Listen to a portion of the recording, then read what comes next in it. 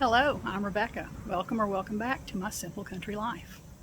Just a quick update on the seeds and what's going on in the side yard garden beds and my plans for doing a revamp on the long fence border. I hope you enjoy. If you have any questions, comments, or suggestions, please leave them below. An update on my seedlings. I do have some coming up. The lance leaf coreopsis have got just about every cell has some seeds coming up. The bee balm, you can just barely see them, just little tiny. But bee balm coming up, I don't think anything is coming up in the asters yet, but I've got it moved over to the table right now to get some sunlight. The yarrow wasn't doing anything, pardon my shadow, let me try to get over on this side. The yarrow wasn't doing anything, and 4 of the Rose of Sharon cuttings had all turned crispy and died. And then these were getting a lot of crispy leaves, so I just took them, the 4 that were left and looking pretty decent, I just took them and stuck them down in the dirt with the yarrow roots, and we'll see if these survive or if the yarrow comes up. We're just experimenting here. I'm a fairly new gardener, don't really know what I'm doing, but I'm trying. In the bed in front of the deck ramp, we've been having cooler weather, so the hens and chicks are kind of taking on their fall color. I'd cut back the blanket flowers and tried to collect some of the seeds. The creeping phlox is still looking pretty good. The silver mound artemisia is not looking that wonderful. The Walker's Low Nepeta catmint is still going strong, although a little straggly in the middle.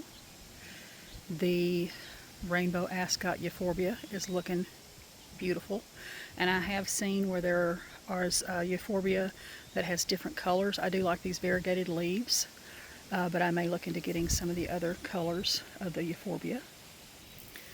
Over here I've moved the rose campion to this corner, and I moved the Shasta daisy to there, and I moved the pink double knockout rose to the middle, well, kind of the middle, off center a little bit, and just kind of updated this bed a little bit. We haven't had any rain in a while, so I've been having to water. Even though it's been cooler, everything is crispy, and it is kind of sad and a bit depressing, but hopefully we'll get some good rain and everything will start looking happier. Over here I started adding more dirt. I only got this far. I've got to go get some more dirt, but I bought some purple chrysanthemum and a yellow chrysanthemum, and those 3 are planted there. I took the rosemary out of one of the planters and planted it there. This is the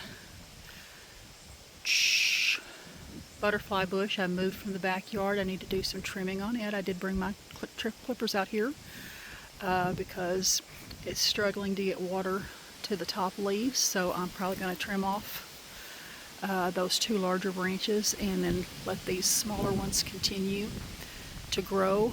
And then of course at the end of the season or in spring, I'll be cutting this all the way back down to the ground and letting it flush out with all new growth. Right now I'm just trying to get the roots developed before winter. So here's where I need to start adding more dirt from here all the way down. There's where I pulled out the pink knockout rose.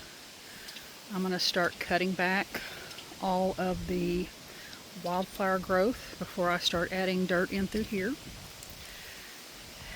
This baby Jim boxwood has partially died out. I'm going to cut off the dry dead stuff and hope that the rest will flush back out. And then over here we just have all the wildflowers just kind of dying back, doing their thing. I do want to move this Rudbeckia not sure if it's a rudbeckia or a coneflower, but whatever it is, I do want to move it to the St. Francis bed where I have my native plants. The Hicks yew that had been looking so good all through the season is now looking a little worse for wear. I really need to work on my watering game for next year. I think that's what's hurt my flower beds the most, is not having adequate and consistent watering. And that's purely my fault, and it's a learning process, and hopefully I'll get better at all of that. And this baby Jim boxwood, I'm also going to trim off the dead stuff and hope for the best with the rest of it.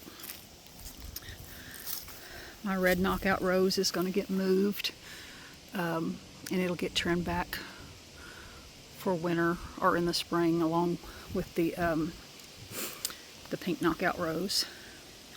That liriope is still doing okay. I think that liriope is done for. And then here's some more of the wildflowers that came up. There's still the carcass of the golden rocket barberry that just did not do well. Nandina is hanging in there, taking in some fall color. Muskingum dogwood has some crunchy branches. I'll be moving it over to the native garden bed probably in a few weeks, and I'll trim it back when I do that. One of the catmint, cat's pajamas catmint that I moved over here is surviving. The other, it was one plant and I divided it into three, and it looks like only about one part survived, and that's fine. I said I'm going to be filling this up with dirt to the tops of this part and then adding mulch, so some of this stuff may get pulled up a little so it won't be planted too deep, but that's a problem for another day, and just one of the things I'm wanting to totally redo this bed this fall and spring, kind of like a reset, because it definitely does need more dirt added. So I need to focus on this bed. This bed will be my focus, I think, for this fall, because I've been kind of just jumping all around the place with my flower beds.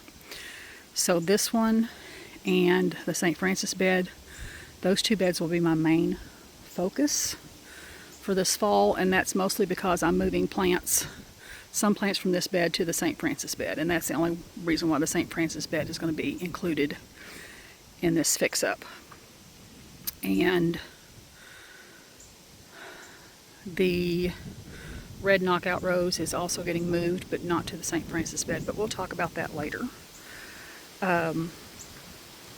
So yeah, my focus this fall is going to be on this bed here, getting it filled with dirt, getting the plants pruned and looking better, and hopefully adding some more shrubs to it. And then in the spring we can add more perennials to it.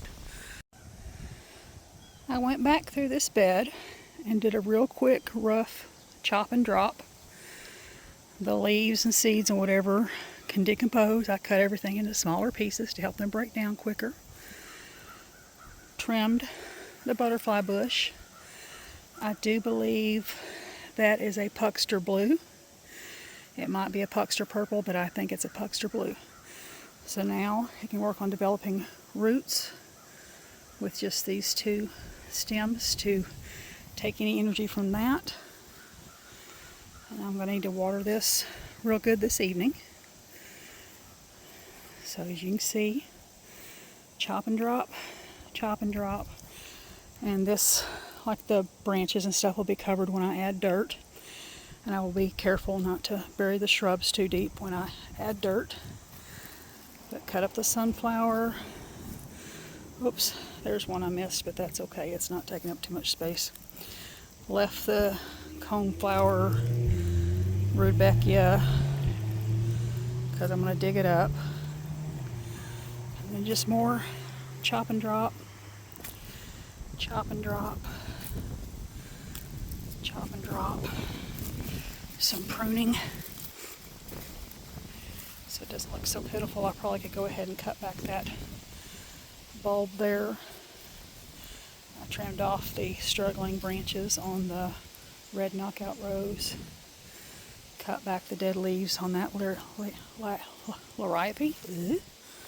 And we're just going to leave that for a bit longer. I'm not sure what this plant is, but we'll let it go a bit. And I trimmed up the Muskingum dogwood and did a chop a drop on the one gladiola that I had come up from the 5 bulbs I planted. So anyway, so that's the early fall maintenance on this bed, and so that sets me up nicely for working on this bed, concentrating on this bed this month to get it filled with dirt, and then adding more shrubs this fall and more perennials in the spring. This is the long fence border with a semi-Asian theme. Thank you so much for watching. Please like and subscribe and help grow my channel. I would really appreciate it. Thank you for stopping by, and y'all come back.